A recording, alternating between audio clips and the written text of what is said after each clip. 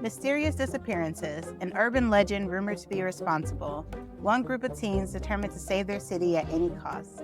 For over a year, the Bronx has been plagued by sudden disappearances that no one can explain. 16-year-old Raquel does her best to ignore it.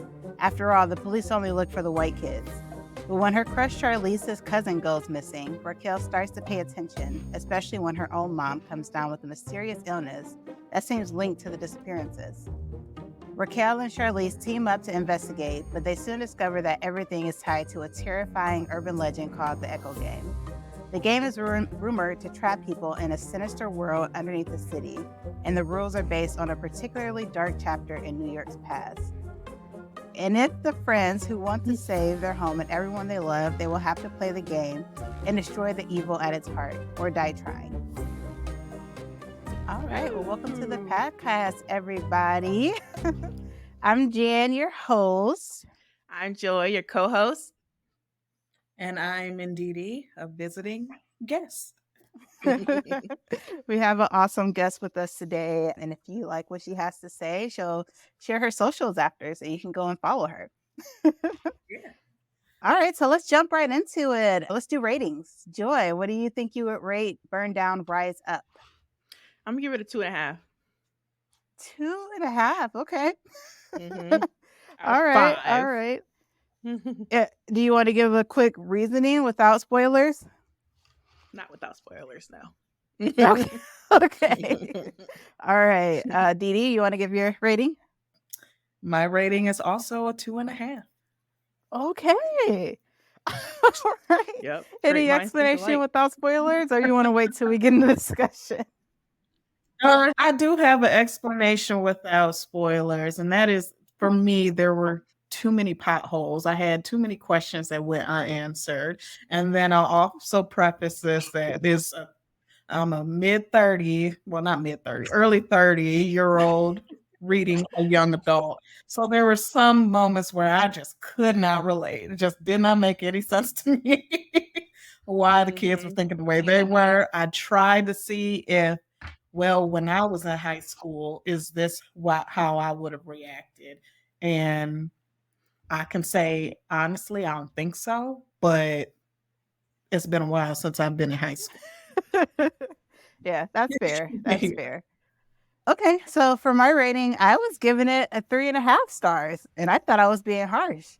But I do have a lot of those same concerns with like the plot holes and just like, some things I couldn't relate to, like you said. And we'll get into more. That's all I think I can say without giving too many spoilers. But this is the point of the episode, guys. From here on out is spoilers. So if you haven't read the book and you want to read it, go ahead and click off and come back after you've read it. Or you can jump to the end if you want a chance to win this book. All right. Joy, do you want to give our recap?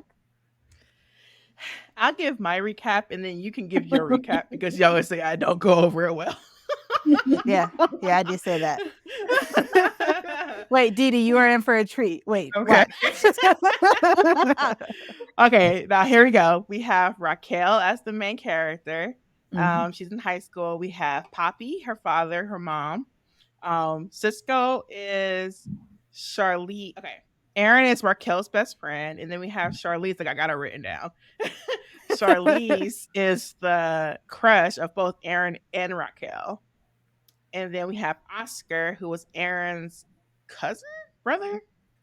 One of them. Who I think likes it was Raquel. Mario you're talking about. Yeah, it was Mario. Oh, that's right. Mario. That's Aaron's brother. Yeah. Aaron's brother. Who was Oscar? I don't recall. You don't recall no Oscar. Right. So much for writing things down. Dee, are you enjoying this so far? I thought a different format for the summary might help, but so far a little bit hot. So basically at the beginning we have Francisco, who they call Cisco throughout the story. He's been missing, and he comes up and he goes to the hospital, kind of woozy. Okay. Or dizzy. Yeah. And he touches Raquel's mom, who was a nurse, and she comes down with some kind of like sickness that no one knows what it's about. It's very contagious. So because of that, Raquel has to go live with Poppy, who is her father. Their parents are separated right now. And her father is very spiritual, not religious, but spiritual. And he has beads for her that she kind of carries with her because she's been having bad dreams and fighting in her sleep and coming up with odd bruises. And basically, Raquel is kind of she's recruited by Charlize to help find Cisco. And basically, they find out that he played a game called the Echo Game, and you have to go to the subway at 3 a.m. and stay there for an hour. And there's certain rules that you can't break, and apparently Cisco broke those rules, so he couldn't come back. So they're going to go find him. And then Charlize, she once they go, she sees what she thinks is Cisco and gets off the subway and then gets trapped there because the time was running out and Raquel couldn't find her. So Raquel leaves, recruits Aaron, and Aaron brings Mario, and they go find Charlize. And I forgot like a whole like part of this dang on story. Okay. I think you're doing way better than you hitting the main points though. Exactly. Okay, and then like so with the Echo is like topsy turvy. Think of like Stranger Things, the upside down of the Bronx or Brooklyn. Is it the same thing? I think it's yeah. Yeah, Bronx. I don't know. Bronx is not Brooklyn, but yeah. So they go to the Bronx, like the upside down. Things are kind of old, like kind of how you would find it in the 70s, because basically the Echo attaches to whatever the worst thing happened in this area, and the worst thing that happened was that the neighborhood was getting kind of burned down all at once due to gentrification, I think.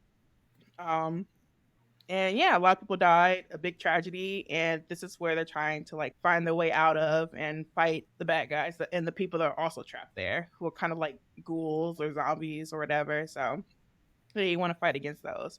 And eventually everyone makes it out except for Cisco. And that's it. That's the end. The end. Happily And ever the after, mom is except for okay. Cisco. I think it's interesting that you mentioned Stranger Things. I saw like an ad for the book before I put it on our list. It said it was like Stranger Things meets Reddit conspiracies. Yeah. I'm like, accurate. After I read it. Yeah. When you first read the synopsis last episode, I thought about that girl that disappeared playing that elevator game, and she ended up in the water tower on top of some hotel. Yeah. Like I know there's a few different games like this, and I remember in high school, and I'm like, I ain't playing these goddamn games. Like that's crazy. Right. No, like the games we turn off the lights and play hide and seek with demon dolls and Mm-hmm. no, I completely remember those. Yeah, you don't remember those shit? What I remember is the cinnamon challenge. I don't know who y'all was thinking out with. Like elevator game, demon dolls. I don't remember none of that. Yeah, and it's a certain set of rules you're supposed to play by, and like if you mess up, they could kill you. Things like that. Yeah, Right. like I'm not playing these games. No, I can't believe you don't remember those. I mean, as far as like, I thought it was funny that no one mentioned a Ouija board with the Echo game. But everyone kept saying, was he playing with the Ouija board? Like, that's the only thing that's like scary that people were doing like around me that I was like, I would never. Like, no, don't even ask me. You have a Ouija board in the house? I'm going home. Right. Yep. Same. Absolutely. No leeway for that kind of stuff. It's scary. Yeah. I thought that was a really interesting part of the book when they were like figuring out from his roommate what happened to him. Once he told them like everything that happened to everyone who played, everyone was silent and then just said, yeah, Black people don't do this. Yeah. I know that's why she kept bringing up like Black people don't do this. No. Yeah. That's so funny.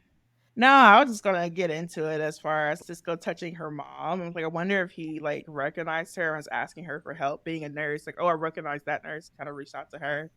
And kind of like he said in the book that he kind of recognized her, but he couldn't tell where. And I think he was just losing control, is how I read it, and grabbed onto whoever was closest. And so for me, what I'm trying to understand is, and I think I might have missed some bits and pieces, he got back on the train to get out, or how did he get out? So they kept calling him a lure, And I kind of had to infer what that meant, like they were letting him pass back and forth, but they never explained what a lore was. And so then he's got this rot inside of him. I'm assuming it's because he didn't follow the rules. Yeah. But and he I think was that still they able to come out.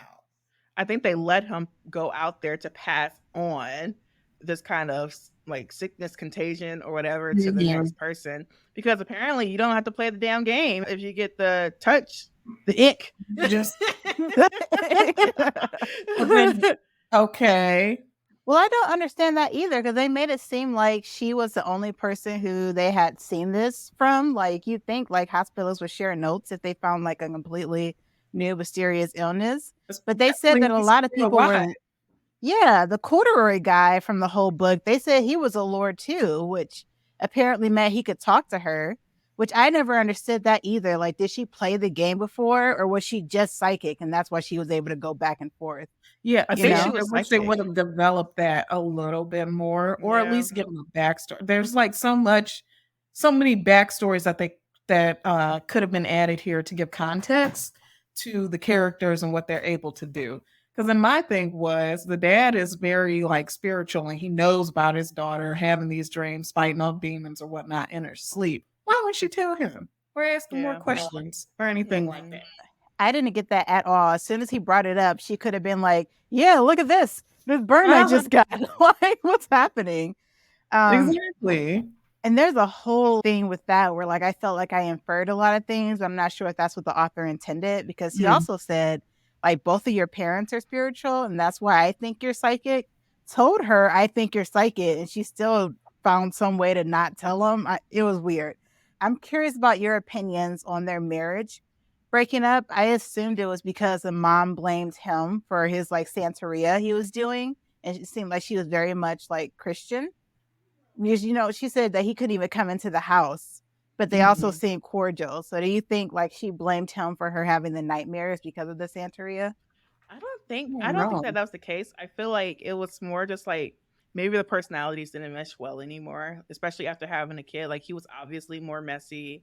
Some things probably didn't bother him as it would bother her, especially with them having a kid. Like, he didn't have internet. It was constantly cold because he was living in a dome, kind of. You know what I mean? That's just so, because he was a bachelor at that point, though. Like, that's how a lot of men live, right? Yeah, but like if you were super messy, you're just like, I don't want to clean up after you and this kid, and I'm a nurse. Like, I got other shit to do. I would say your mentality change after having a kid. You put up with so much.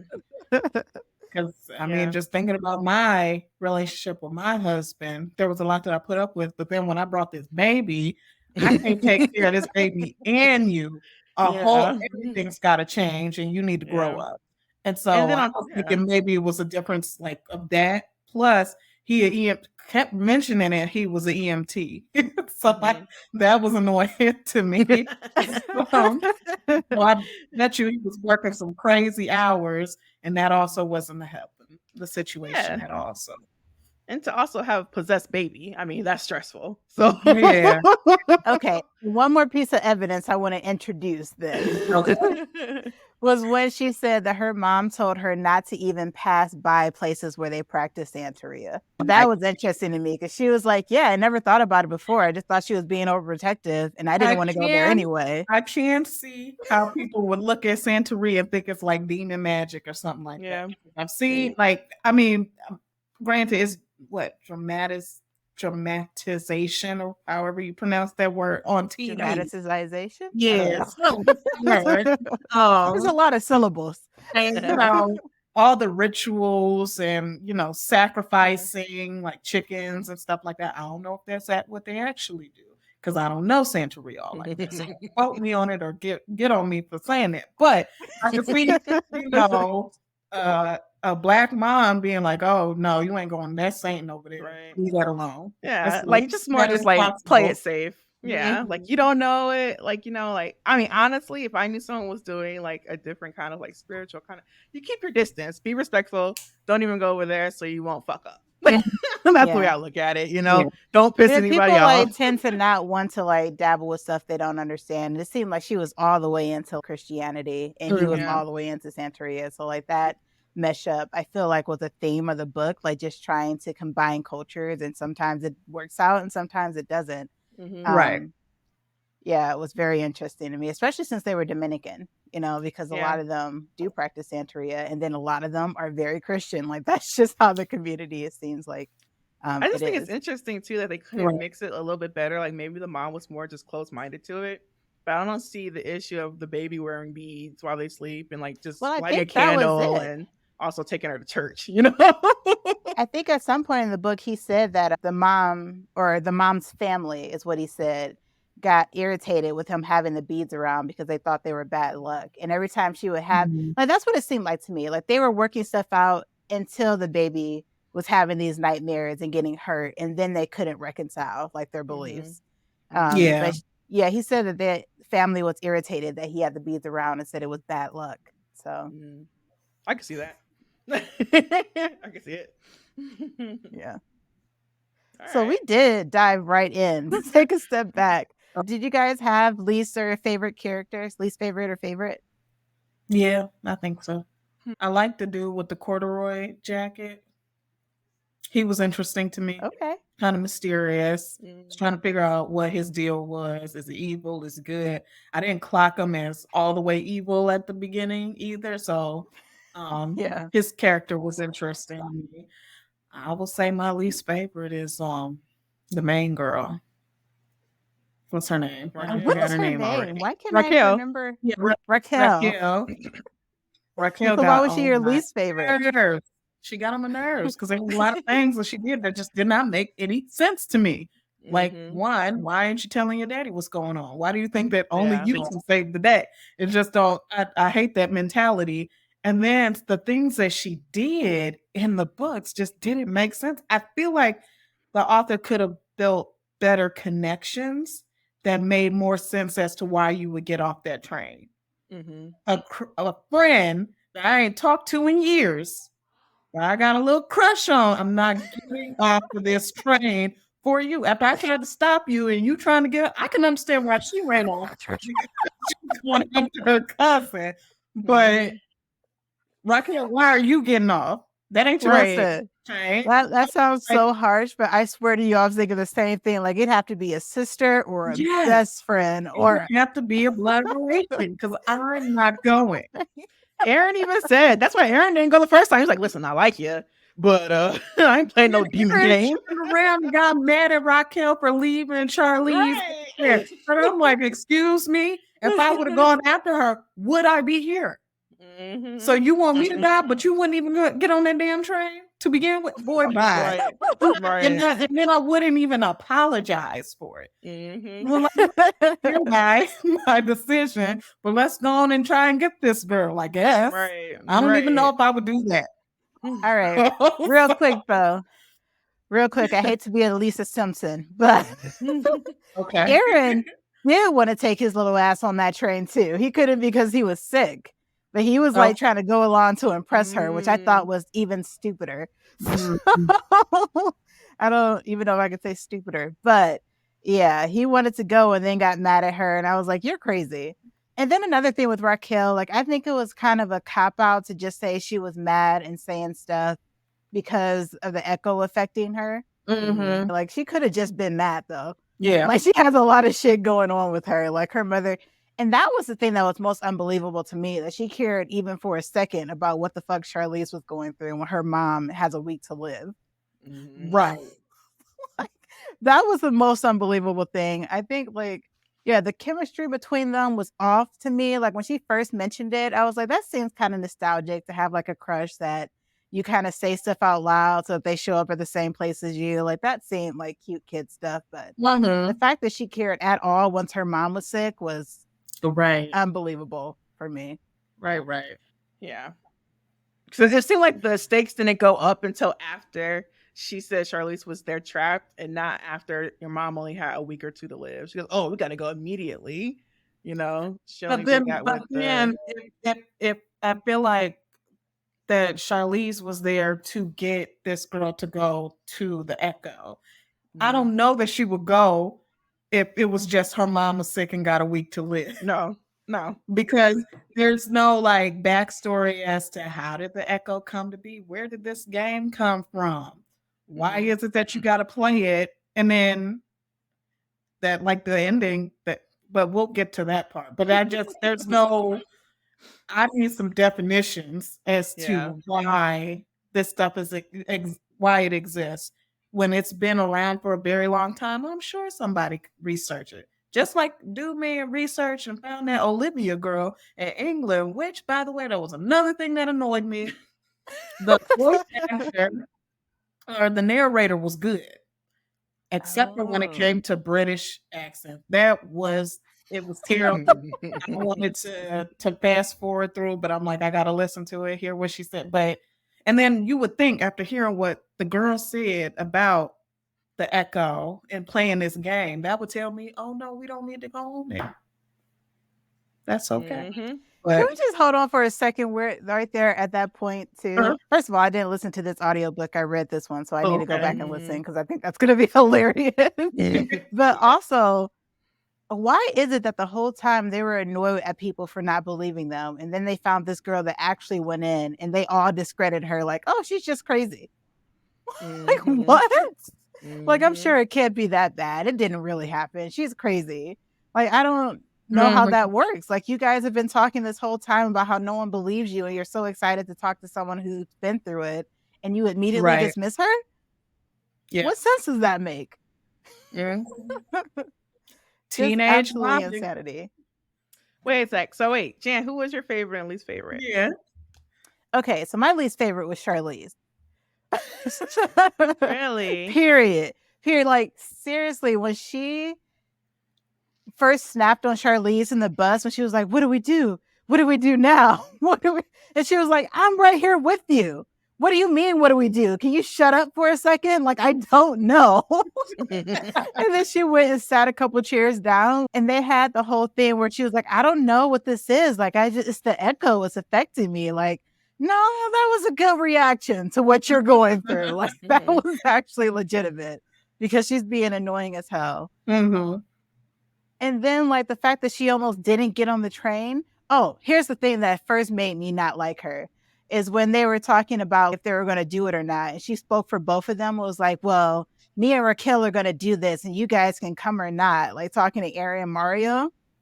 If I was Raquel, I would have been like, who is doing this? Because you didn't consult with me on that. We both are learning this information right now. Hold on a minute. Yeah. I don't understand. Consent is important, is all I'm saying. But she, of course, Raquel just went along with her because that's her crush. Raquel was a close second to my least favorite. Yeah. Who was my favorite?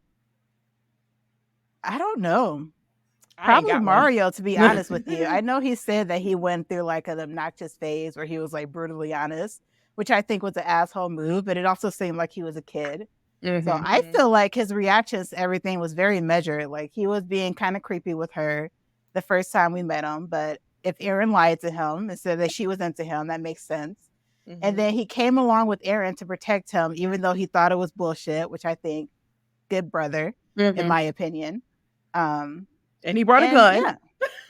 Yeah. No, Aaron brought the gun. Oh, okay. Mario brought brass knuckles, which I was also like, you want to get in there. All right. The thing I didn't understand is that she knew going back in that, we dealing with some zombies. They're going to try to eat you. They're going to try and get at you. So I brought this bat and I forget what else she brought, but then called himself shocked that he brought a gun. Why not? Seems like it'd be just as effective, if not more than a bat. Like Raquel knew what was going on in the echo, the in-between, the upside down or whatever, and that there would be zombies trying to come at you because, that's what they do. Why on earth are you shocked and appalled about a dude bringing a gun to this fight? Y'all fighting for your lives. For me, I'd be like, great, the more the merrier. I'd rather shoot a zombie than get up close and personal with a bat. That might not work. So that to me just like, whoa, that's too much. You brought a gun, but y'all about to get on this train and go enter in with some zombies.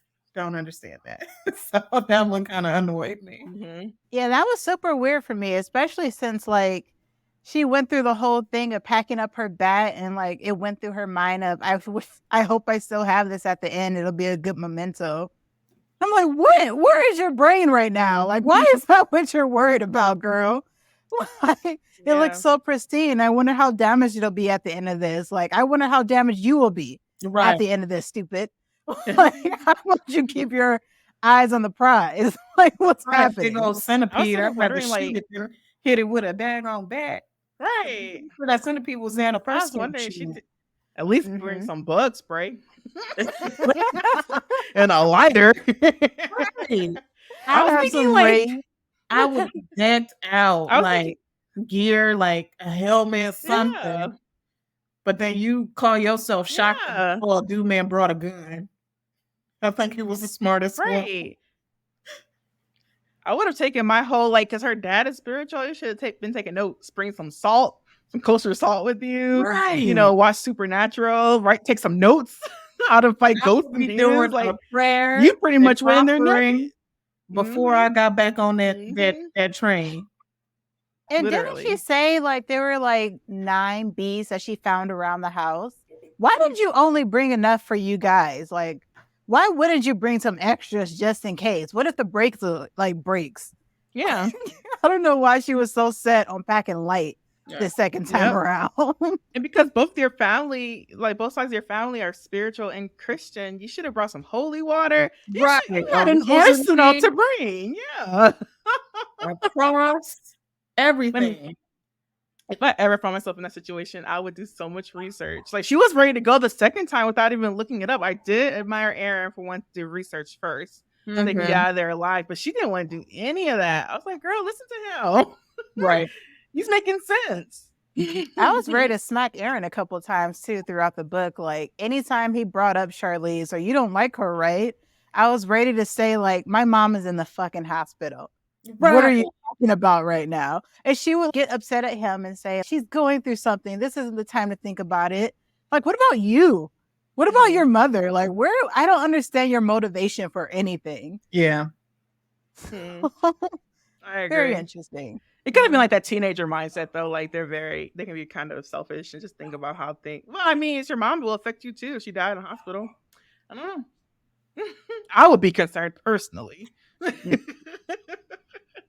It did it, and you would think, like, her saying that she's not connected at all to her dad and she was worried about, like, having to move in with him and blah blah blah. Like, you haven't said 2 words about your mother. I know more about this Charlize girl than I know anything about your mom, and literally it's your mother. Like, I don't get it. Anyway, she was a very close second, but I feel like she was at least a little bit more logical than Charlize. But yeah, as I said, Mario was my favorite because I felt like his reactions were appropriate for whatever. Like, even if he had an asshole phase as a kid. I didn't have a favorite.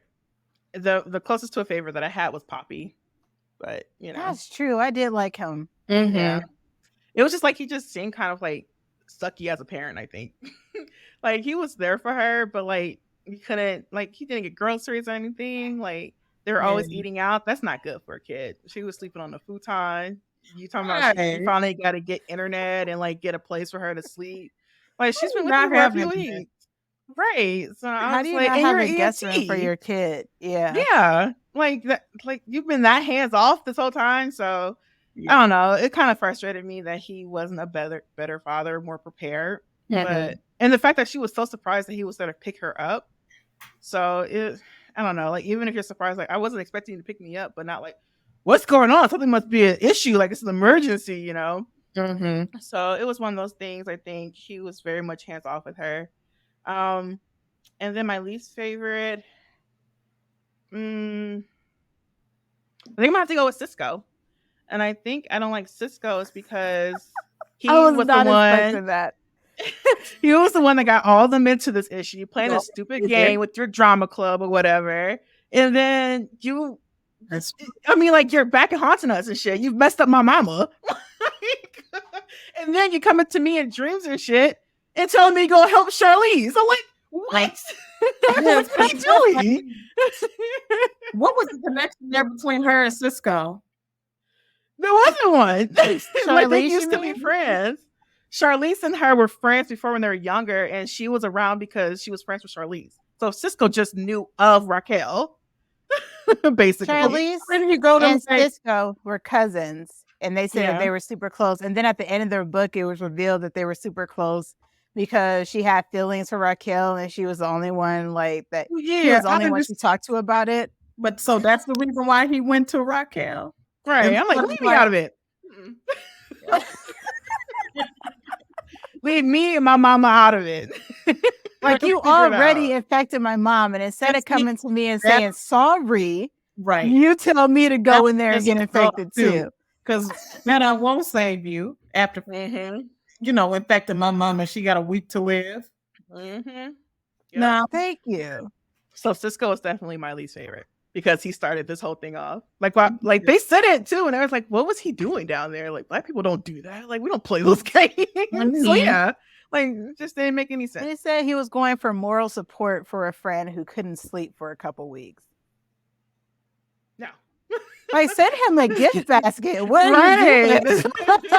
I'm not playing no game like that. Buy him a beer. Right. Go play the...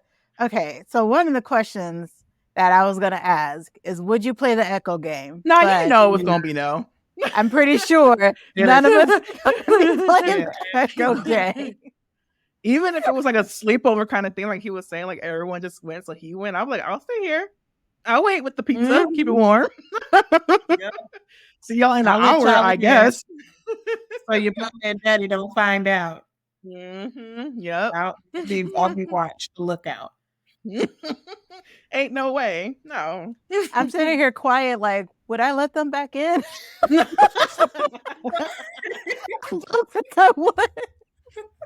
I would so go home in the middle of the night, like, they're still not back. Behind home. Because that right. Going home. They're like, Mom, come pick me up. These people, they're talking about Echo. Sneak out. I'm ready to come home. Like, if y'all wanted to sneak out and go to a party, I ain't let you back in. But if you're going to play with demons and spirits, you're not bringing that shit back to me. Right. Not today. Go home and sage. Make sure that your house is cleansed. Never talk to them again. Right. I talked to them at school the next day if they survived it. I wouldn't be going back over to their house ever. Nah, not at all. We talked about how both the main characters were annoying. Do you feel like the chemistry was at all like realistic between the two of them? No, not at all. I think the only thing it did for me was like make me think she was a shitty friend. Because I completely agreed with Aaron on that. Like, why didn't you just confess instead of like trying to get in the way, like secretly, you know? When she said she told Charlize, like, well, just say it without words if you like him, because she thought she was talking about Aaron. And in her mind, she was thinking he won't get it. It's fine. Right. And that seems sneaky, like very snake-like. Yeah. So, that's not. Yeah, I did not think she was a great friend. Especially if that's your best friend, Aaron, too. And you know for years that he liked her. And it seemed like to me when they first introduced Charlize how everyone liked her. So I thought like, oh, okay, Aaron likes her too. No big deal. But then it kind of just seemed like out of left field that she liked her too. I don't know. It just seemed very forced to me. Especially when you haven't talked to her in years. Like I understand like, oh yeah, I like her, whatever. Like you also still don't know her. You know, it's been years since you guys talked to each other. It was a weird like mix. Like it's one of those things where it's like you don't always have to have a romantic relationship in these books. It could just be enough like we were besties in middle school and elementary, and I know how important Cisco is to you. You have no one else to look to. So it's one of those things. It could have just easily been like that. It don't have to be a relationship every time. Right. So. And I feel like I'm glad that they have more books out where it is like more queer representation. But to your point, I felt like it was very forced. Yeah. I feel like even if Erin, instead of a character being her best friend, was just her girlfriend, or she had a girlfriend, like that's another way to introduce a queer couple. Like it didn't have to force these two characters together. Like I don't think that fit at all with the story. It made it really unbelievable. I think it would be way more modern take just to not have relationships. Or she was like, no, Erin, I'm a lesbian. And then keep it moving. Like, like Raquel didn't have to be a part of that at all. To show us that she was lesbian. You know? Actually, now that I think about it, if it had happened the exact same way, like this Charlize girl is crushing on her and she kissed her before they got on the bus and she just said, you know, I'm not interested. I would have been fine with that. Yeah. You're like, girl. Like, I like girls, but not you. Your cousin just infected my mom. Right. You got me going into a subway at 3 a.m. Like, this is enough. Right. Yeah. Which, again, I don't know if I fully made that point, but another reason I really did not like Charlize, like, she spoke up and said that we're both going. She was adamant about it. And then she had to convince her to get on the bus when they first started the journey. That was very annoying to me. I did like, though, that they said that she was a brown-skinned girl with, like, hair coils. And it's so funny because this was before we didn't like Charlize. And I was like, oh, she kind of, like, makes me think of Jan. Like, you know? So I, like, picture you the whole time with your curly hair out. And I was like, oh, she's kind of, like, ridiculous. Yeah. I hope very early on you were like, she's nothing like Jan. Yeah. That's my hope. Sure. Whatever, Joy. Yeah. So this is kind of late in the discussion, but well, I guess, Joy, I know your relationship with horror, and she reads it all the time. She loves it. Okay. But Didi, do you like read a lot of horror? I like do genre? not read a lot of horror. Like, and I thought, you know, with the zombies, because zombies terrify me. I can't watch it. I can't see anybody kind of walk like a zombie. I don't like it. It's gonna creep into my dreams and scare me. And it's like up there. I would say number 2 top fear of mine is to be like Walking Dead. I don't watch it. Okay. I don't like zombies. We have a sister like that. Like, our oldest sister hates zombies. Can't do zombies at all. But them zombies weren't scary. I do like how they describe, like, they kind of sounded like the canned bodies and whatnot. Like, smelled like it, I guess. But it didn't scare me. This one. So a couple questions. First of all, what's your number 1 fear? Now I need to know. Zombies is number 2. My kid passing away. Okay, that's completely fair. Yeah. So zombies is up there with that. That's crazy. Up there with that. That's a phobia. It used to be growing up. That was my number 1 fear. I don't want to see anything remotely resembling the undead. Ooh, girl. And it wasn't that scary. And this one wasn't that scary. I said, oh. I will say this. I never read horror. I'm such a chicken. And not with zombies, funny enough. Like, I actually like zombies when they move slow because I feel like I survive that. Yeah. Yeah. What are these zombies? Now that's the problem. Yeah, that's an issue. Yeah. But yeah, I'm such a chicken, and I forgot this was a horror book. Like, even when we were preparing for the recording today, I had to go back and check, like, are we sure this was a horror? Like, it was not scary at all. I was like, maybe it was a thriller.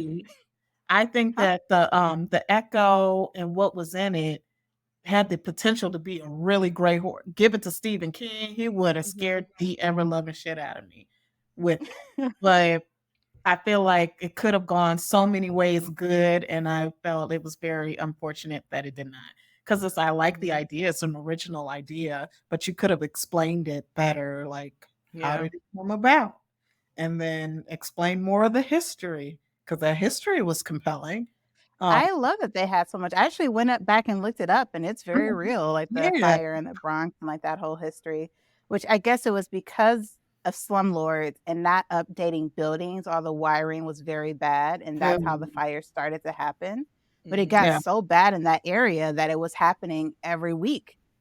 Like, there were just random buildings on fire, which is insane that no one ever did anything about it. But that was a whole theme as well. It's just like redlining and slumlords and racism, like through for neighborhoods. Me, I think that's a compelling enough like reason for the echo to exist. So the echo didn't even need to be worldwide. I think making the echo worldwide just made it even more far-fetched, but making something so like, because that's a dark history that gives a lot of negative energy and whatnot. Yeah. What is that one lake that people keep going to? A black neighborhood. Yeah. There was a man. No, it's not Lake Travis. It's somewhere down south where they it was a flourishing black neighborhood. They came in white people, and then put a man lake over it, and then Lake now people Lanier. boats, Lake Lanier, and people and they boats keep sinking and whatnot. Because I think Mhm. it's haunted. And people drowning and stuff. Yeah. Uh-huh. And I think That kind of injustice just does not go like unspoken. Of course, it's some haunted shit. Of yeah. course, it is. And so that is a compelling enough reason why the echo exists. Yeah. Yeah, I agree. Like doing the like Reddit conspiracy crap made it less Mhm. scary because I was in the mindset of Reddit conspiracy theories, like Mhm. insanity. Yeah. This is not real. Right. And so then Something that makes that me wonder the point of the slumlord main villain. yeah. That, like, what was the point of him? Where did he Yeah, I come didn't get from? it. I didn't Like, think they needed it. right. I will say, because I feel like we're getting into the ending, which didn't make sense, and I'm glad we're going to talk about it. Mm. But before we get into that, I Okay. will say that this was Vincent Tirado's debut novel. Okay. And they said that a bunch of people told them that they couldn't do horror with Black people because it just didn't exist. And I feel like they actually did that really well. Like the reason they went into the Echo kind of made sense because like it was family members that were affected and they were trying to rescue them. Like Charlize, I could understand her going into the Echo. I didn't really understand why Raquel went with her, other than like I feel like the romance was forced, which we discussed. But if my mom were in a coma, I'd be compelled to go in to help her. I wouldn't ever do it for fun, but I'd do it to save my mom. So Right.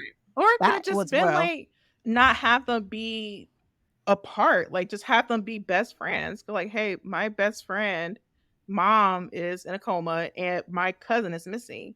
We're best friends. Let's go. And Aaron is our Right. other best friend. Like, why couldn't this be a group of friends?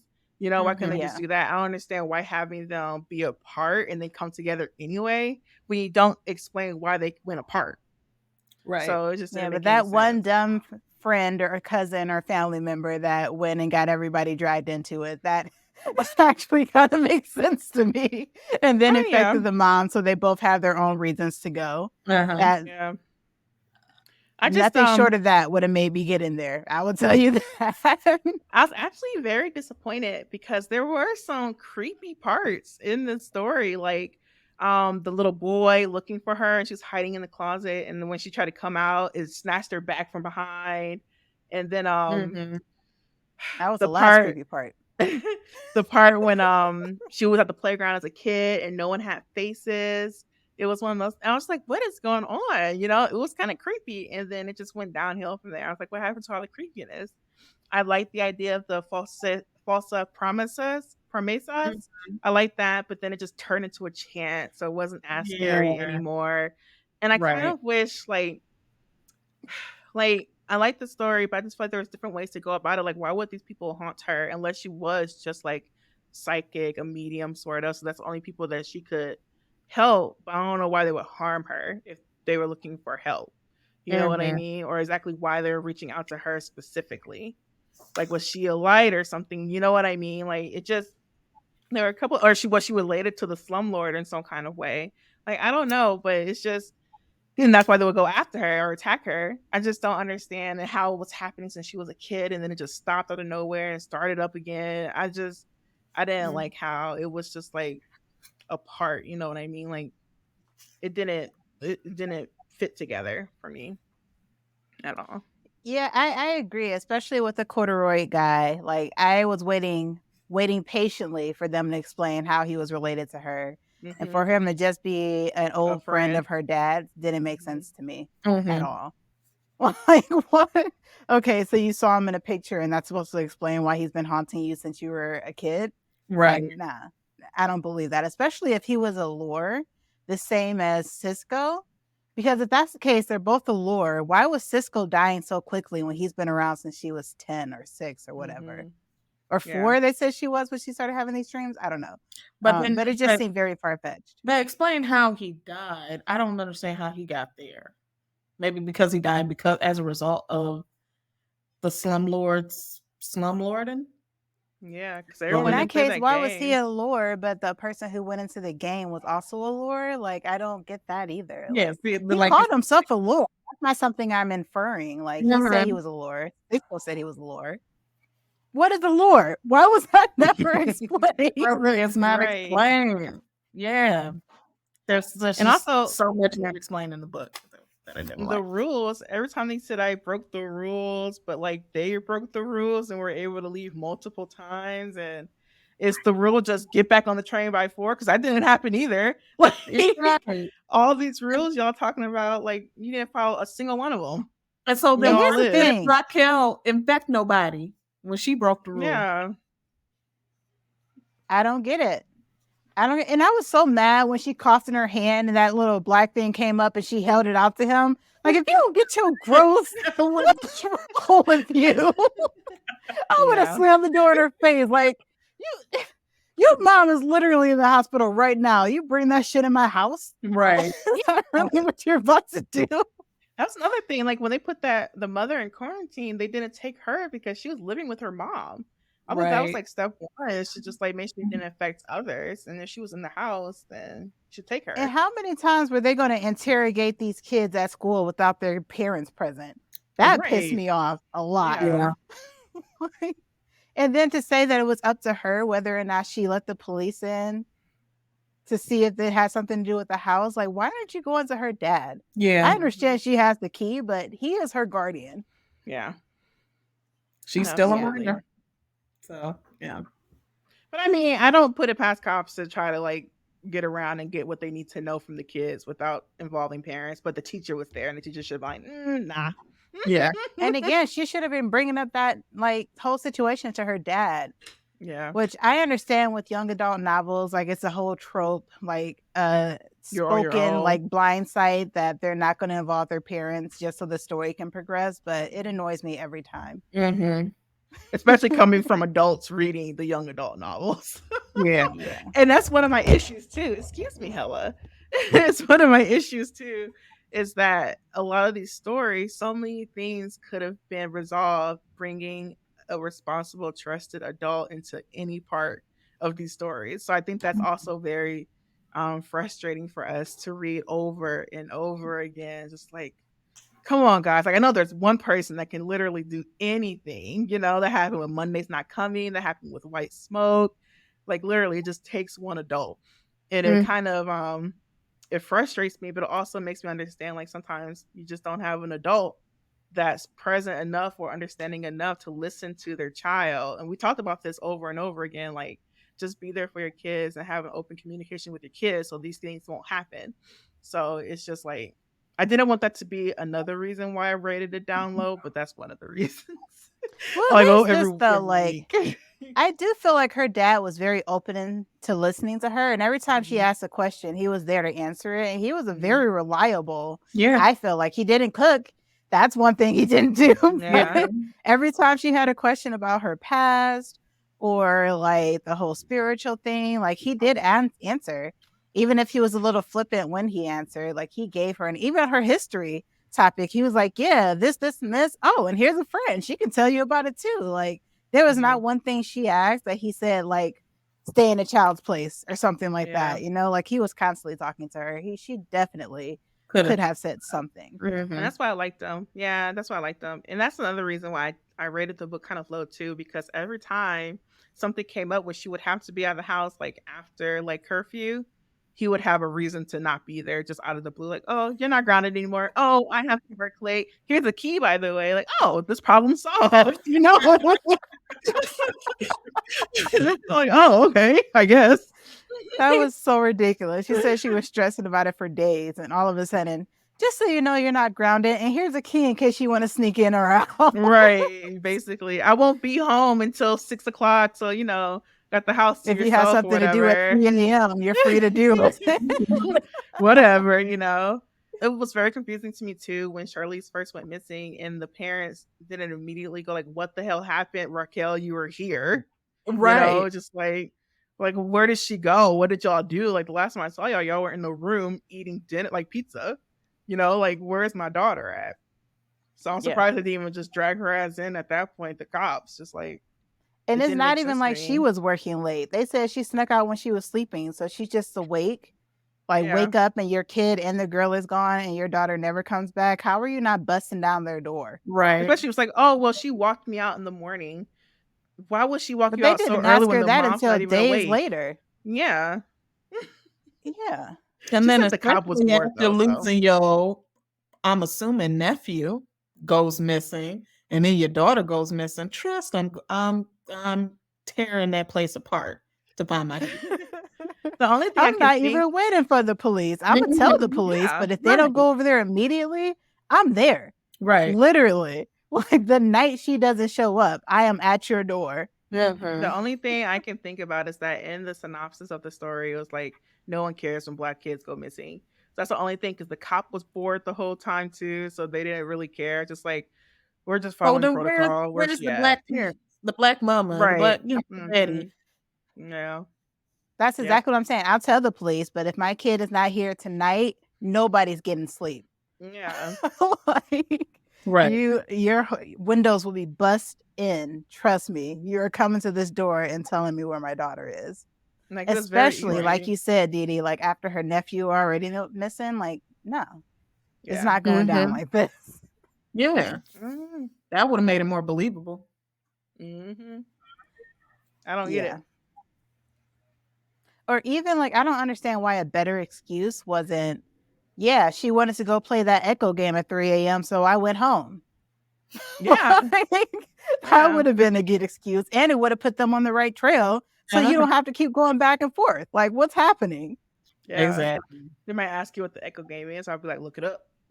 I would have told them it's this game where these crazy ass people go on the train at 3 a.m. You should probably go look into that. Play the game. Why not? You have guns. I have a bat. Yeah, exactly. True. I didn't like that would've whole told them the standoff whole either. thing.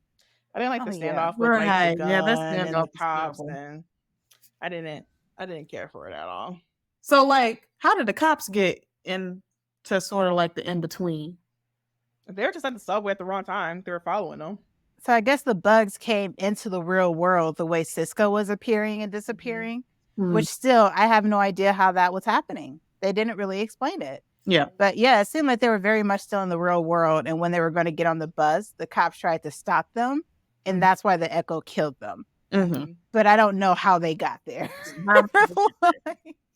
Yeah. It was, yeah. And then conveniently, the cameras were The camera. Oh, yeah. The Echo was very sophisticated. They got their hacker ghosts to go ahead and disable the camera. Nobody. I thought it was funny, kind of like a nod to like cops always have their body cameras off. So now it's kind of like, I bet you wish you had it on that time. They should know that the cops was trailing them kids. You know, following them. So you would think there would be, especially when with the police, one of their own, two of their own go dead. Right. It would be harassing all them kids. especially in New York. Yes, Mhm. absolutely. Wait, and then the random white kids that got lost being cannibals. What was that about? That part, and I was also working a little bit, so I kind of missed some of it, but they just wanted to get out. And they knew that they figured that Raquel could get them out. And then she all of a sudden, bye, I don't care about you. Let me go get my friends. And I'm just like, we're just going to leave. Well, I feel like one of them wanted her to help them, and then the other one was just like, yeah, let's eat her fingers. What? Bria, how did you survive this whole time? Like, you don't seem like you're being quiet at all. Yeah. Like, what's happening? I didn't understand. Like, I don't know why they were zombies. I thought they would be more like ghosts, you know, because they're all pretty much dead, you know. I don't know. How did they It didn't die? make sense. How did they die? What, You mean the Echo people or the Fordham or whatever they were? The kids, like, the kids. Okay, so that was interesting too, because she said, like, we're part of the neighborhood. You don't want to hurt us. So they immediately turned to the white kids, like, you're not a part of this neighborhood. And ate them. She was like, we don't hurt each other. And they were like, oh, okay. But y'all, that's fair game. Yeah, Hilarious. I don't know. So what did you guys think about the actual ending? I didn't like which I bet we could all pick one plot hole in the ending that we didn't like, because there were a lot. So a plot hole for me was how the hell did what they did save her mom?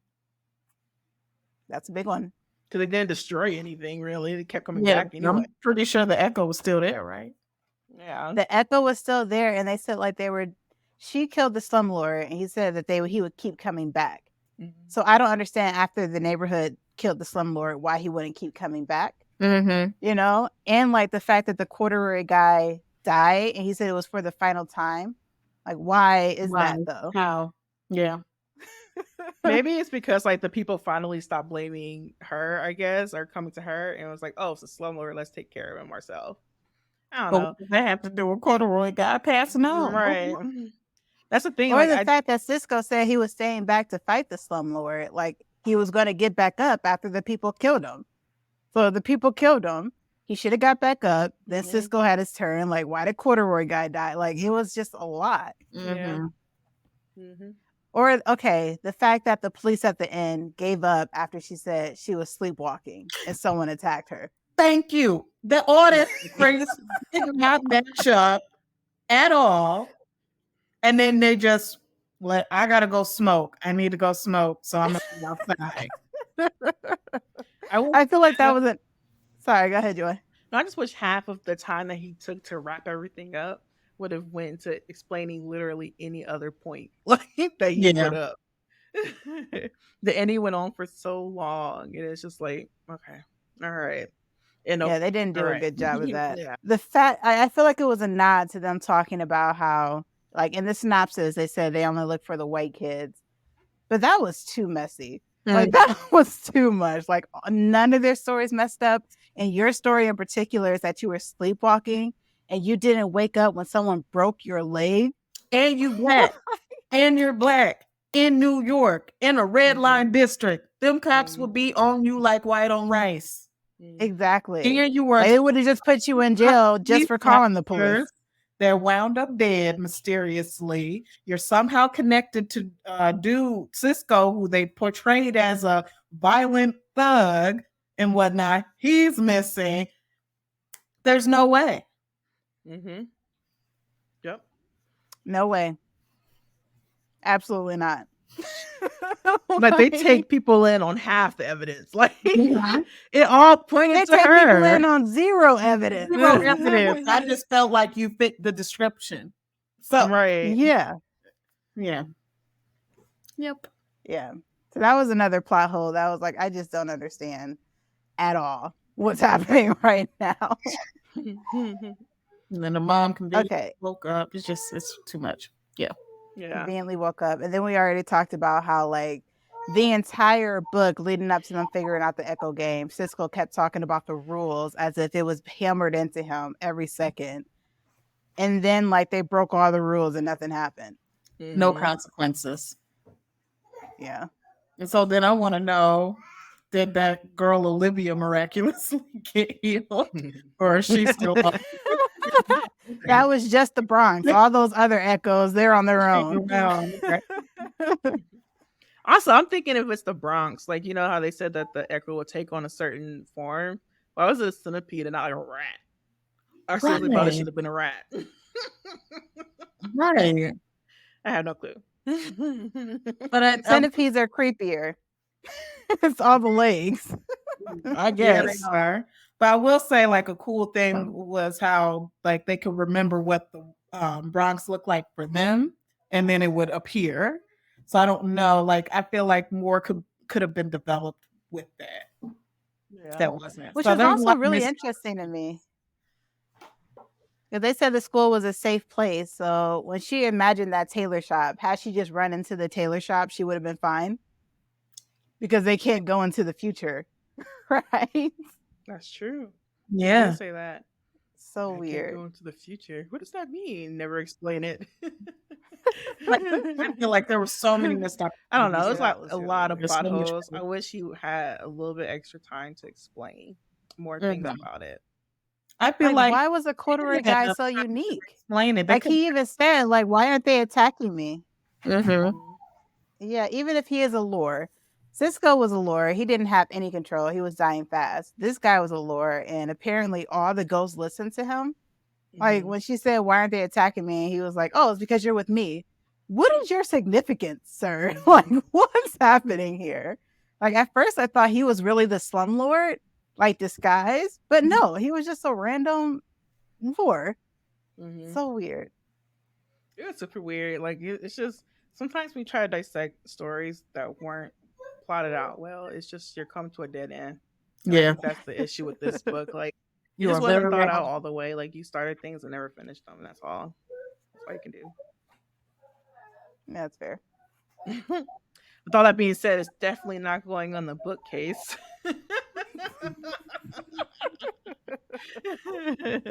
You know, not all of them make it. Not all of them make it. Yeah. All right. Well, anything else you guys want to bring up before we like recap our ratings and see if they've changed? The only thing I can think about is just that little conversation Raquel and Aaron had about winning Charlize. I was like, that's right out of Aladdin. You know, she even Really? said, "Oh, she's not a trophy; she should get a say too." And I was just like, "Yeah, I that's am right." not a prize to be won. They just annoyed the hell out of me with this whole crush shit. Like it was just leave that out. You know? Yeah. It was exhausting. very unbelievable for sure. It was This is not a definitely strong one of the enough books, but I'm just like, connection I just want it to be over. or motivation. Nah, didn't care. I didn't like it. So are you guys changing your ratings? Or Yeah. is it Yeah, still I am. 2.5? I'm bringing it down to a 1 star. Ouch. All Yeah. right. I was bringing it down to a 2. I was like, let me take that half off. I said, let me put that half point on just to be a little bit nicer, but I'm taking it back. I'm taking it back. So just 2.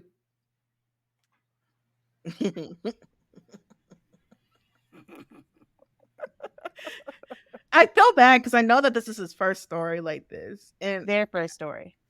their first story, yes. And it's just every first time ain't a good one. You know, I appreciate you writing Black people into a horror novel. I'm glad you put some thought into it, but I think just a little bit more or a little less. You know, keep it as Ghost. You know, that's all you have to do and figure out like how to put them to rest. Anything like that. You know, leave the romance out of it next time. Like you just don't need all of the elements into one story. Stick to one or two and do them well instead of doing 5 different plots and do them half-ass. Right. Well, they don't have like an editor that will read this and be like, Yeah, you would think the editor would have talked him out of some of this stuff. yeah. Yeah. Yeah, you would think, but you know, everyone has different tastes, everyone has different flavors, but knowing how many stories we've read and how many books we've gone through, these are a few things that we kind of pick up on a little bit more now. Mhm. So, you know, just food for thought. You know, maybe someone else out there gave it 5 stars. Who knows? Maybe it just wasn't for us. Okay, so I want to change my rating. I kind of do want to bring it down to a 2.5, even though I feel like that's very harsh to take away a whole star. But yeah, I think I'm gonna leave it at a 2.5. I took away a 1.5 stars. It doesn't start to go downhill till like mid book. So, Yep. It just kept going downhill. I feel bad. Straight up 1. No, I'm gonna keep it at a 2.5, and I feel strongly. Yeah. I'm not taking away any more stars. I think I'm giving the 1 star for, you know, this person attempting to do a horror, because that's not easy, I don't think, and a Black horror. And then the other star is I like the idea of the echo. That's it. But really, I think that could all be 1 star. Yeah. That's fair. That's fair. All right. Well, I think that pretty much wraps up this book. Unless there are any other final comments. Nah. Nope, I got all my thoughts out. Well, if you want a chance to win this book, even though we dragged it a little bit, go ahead and give us a review on wherever you're listening to this on. YouTube, Spotify, Apple Podcasts, wherever. Give us a 5-star review, please. And then let us know what book you would like us to review. And yeah, we'll do a drawing. And if you win, we'll send you a copy of the book. That's right.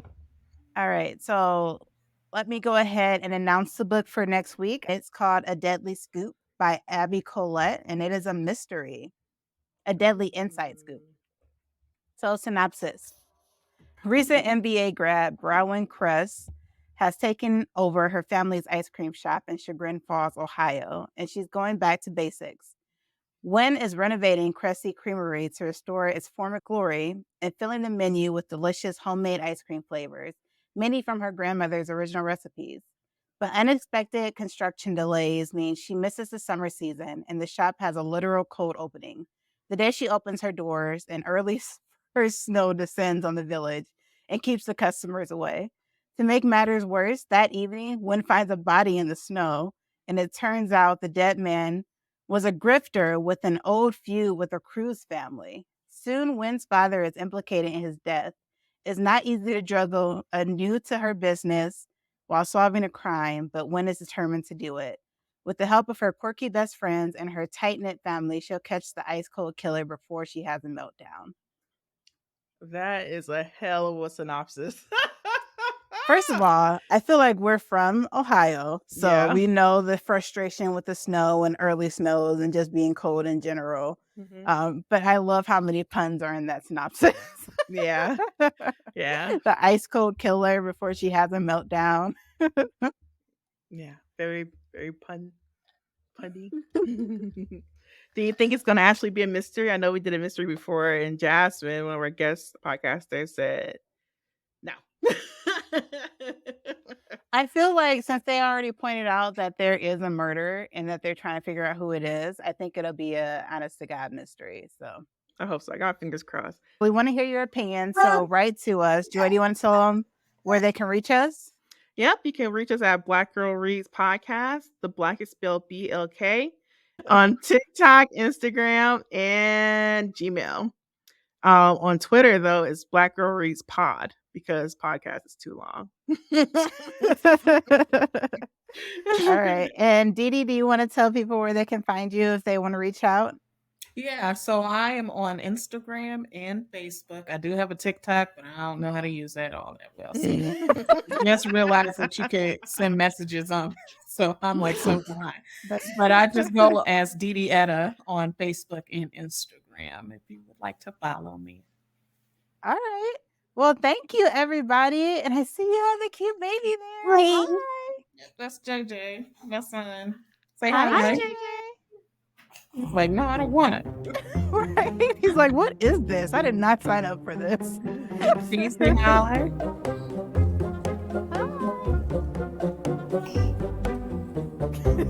All right. Thanks so much for joining us. You're welcome. Hopefully we'll get you one for another one.